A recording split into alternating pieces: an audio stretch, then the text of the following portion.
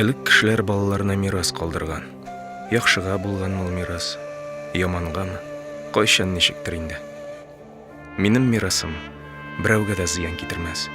Ул минем рухым, минем язмаларым булыр.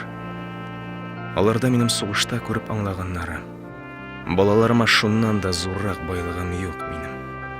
Монда, Сары Үзәк далаларында мин шушы фикергә килдем. Тормыш мине һәр вакыт бирегә этәрде. Мин адашсын, юкка чыксын өчен. Ә мин аларга барлык уй-фаразларымны язып калдырачакмын. Һәм кайчанда булса, гомеремне мин балаларымда дәвам итәрмен кебек. Мин ирешә алмаганнарга бәлки алар ирешер. Тик безгә караганда аларга яшәү кыенрак булыр. Шуңа яшьтән үк акыл тупласыннар.